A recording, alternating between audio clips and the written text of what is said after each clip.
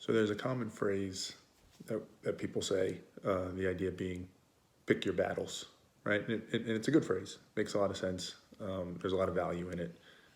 The idea is, if you're engaging, aside from the actual wartime use of the phrase, but if you're engaging in potential confrontation or something with someone, if you have a relationship that's contentious, if there's an issue that you have, right, you pick your battles, you try and be strategic. And inherently in that, there's a lot of good things that I value, as you would imagine, right? The idea of being strategic means that you're being thoughtful, you're being deliberate, you're trying to be rational and logical in how you approach these things. You're not just kind of blindly storming ahead and taking every battle that's in front of you. So there's lots of value in it. And I think it's a good thing for people to try and practice in many cases. And for me, it's something that I've practiced a lot and thought of a lot when it comes to the topic of trying to think better and all the things that I often talk about. And as you've heard me say before, I do believe that is a journey, right? It's a journey individually for me or anybody that's trying to practice it to build the skills and the mental toughness and the things that you need, the self-awareness to effectively, for lack of a better phrase, think better. But it's also a journey as you try and utilize it with other people and you try and build that relationship where you can think better together, frankly.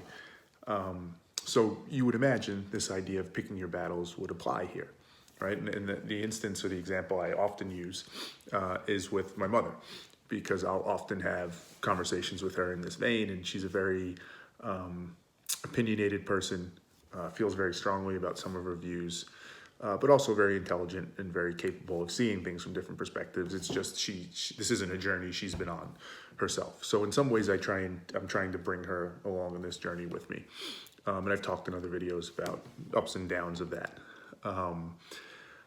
And so back to this point of picking the battles, that's something, that's an instance where I've tried to follow that. I've tried to pick the battles in which I want to engage her when I think she's saying something that's perhaps irrational or she hasn't thought fully through something. I'll try and pick the right battles to push back on that and to question that. And I've had some success. What I've realized though is that I think the mindset of that is wrong. And you could say it's just semantics, but I don't think it is. I think the idea of picking a battle is a mistake in this scenario, because that's how I viewed it, right? In a recent video, I talked about an instance where we were having a discussion about a topic, and her view on it was viewed as somewhat irrational to me, not fully thought through, and it triggered me, and I lost sight of my objective and I got kind of emotionally charged, and we ended up having an argument about it rather than a productive discussion. And the risks of that are pretty big, right? You could set things back a pretty long way if you do that.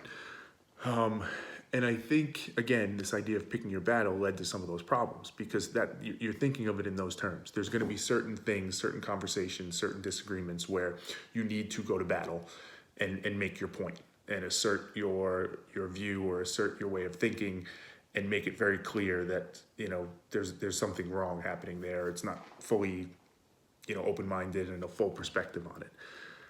But I think really what you should be seeking is to pick your truce. Not truths, although that's important too, but the truce, right? The opposite of a battle. The most productive conversations I've had have been the instances where, the conversation starts and you can kind of sense it and feel it, that there's, for whatever reason, right? Maybe the other person, in this case, let's say my mom, is having a good day, relatively low stress. Perhaps she just read something or did something that got her intellectually stimulated, and she's feeling more in the vein of questioning and understanding and probing. Or perhaps it's just from the conversations we've been having, we continue to build a rapport, and it's just for whatever reason that conversation I can sense is going to be much more productive. There's much more give and take. There's much more hearing each other out. I hear it in her voice where she will make statements and immediately, for lack of a better phrase, question them. Right? Acknowledging that, well, I could see where you might disagree with this, but I think it might be this, right? That very aware, reflective view on her thoughts and what she's thinking and where the biases or the blind spots might be. And what it made me realize, because I had one of these instances happen today, is that that should be the goal, right? Don't pick the battles. When you know it's going to be a battle, don't pick it at all, right? If you go into the conversation and you're not sensing those things, you're starting to sense contention, you're starting to sense that person's having a bad day, you're just sensing they're really dug in on a particular viewpoint, do not meet that head on. Do not go into that battle at all. This is not a war. There's no battles that you want to fight in this journey. The game is to find those moments when the person is open-minded and receptive, and use those as the instances to really build the rapport and build along that journey. And there'll be certain conversations where you just need to pull back and say, hey, this isn't the one. Because it all comes back to what it is that I always talk about. What's your objective?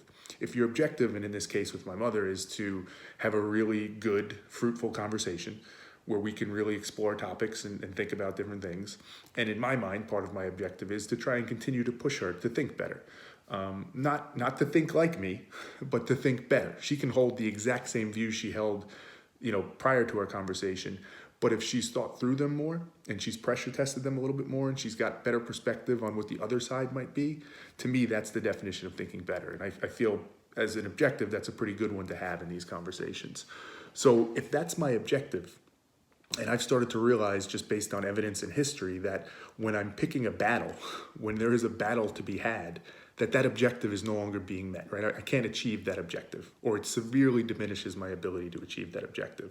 Well, then I shouldn't do it, right? I've talked in the past about this framework, right? You have your objective, you have your reality, and then you have your rational actions. My objective, I've stated, that's very clear. The reality piece and the rational actions need to kick in then. If I see a reality, which is, in this conversation, it's not going to be productive, it's going to lead down a bad path, then the rational action has to be retreat. We'll do this another day. I could still hear her out. I could still learn from that conversation, but that becomes now my objective. I just want to hear her views, let her voice those things, or whatever it might be. It's no longer for me to try and go into this exercise, if you will, of thinking better. But if I go into the conversation and I see the reality is that she's very open to it, and she's giving me a sense and she's giving me that give and take, then my rational action becomes, hey, let's get it. Let's go after it today, because this is a good opportunity to do so.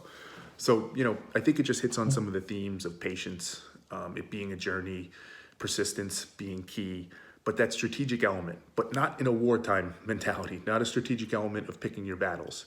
A strategic element of picking your truce is really the key.